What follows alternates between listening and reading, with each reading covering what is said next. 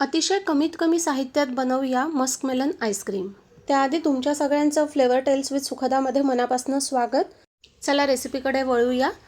त्यासाठी मी एक मीडियम साईजच्या मस्कमेलनला असा आतमधला गर पूर्ण काढून घेते आहे, पोकळ करून घ्यायचा. तयार आईस्क्रीम मी या पोकळ मस्कमेलनमध्ये घालणार आहे. तुम्हाला असं करायचं नसेल तर तुम्ही वेगळ्या बाउलमध्ये करू शकता. थोड्याशा फोडी वेगळ्या ठेवूया, बाकीचं सगळं मिक्सरमधनं काढूया. आता एका भांड्यात आपण अर्धा लिटर दूध घेऊन व्यवस्थित तापवून घेऊ. बाहेरचं आईस्क्रीम खायचं नसेल तर हा उत्तम ऑप्शन आहे. आता आपण एका वाटीत 1 चमचाभर कस्टर्ड पावडर पाण्यात मिक्स करून घेतो आहे. त्याची गुठळी व्यवस्थित फोडून घ्यायची आहे. छान एकत्र झालं की दुधात ओतून घ्यायचं आणि सतत हलवायचं, कारण ते पटकन घट्ट होणार आहे. दुधाला व्यवस्थित उकळी फुटली आहे, ते घट्ट होतं आहे. आता आपण त्यात अर्धी वाटी साखर घालू.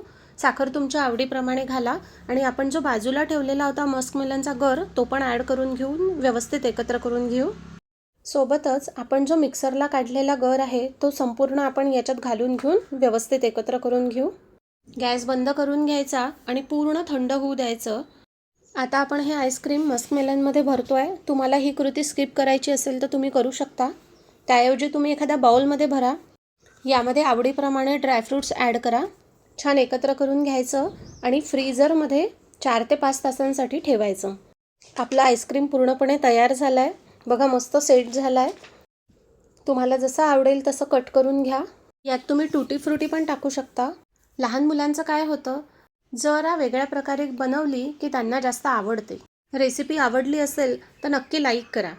भेटतच राहू नवनवीन रेसिपीसोबत.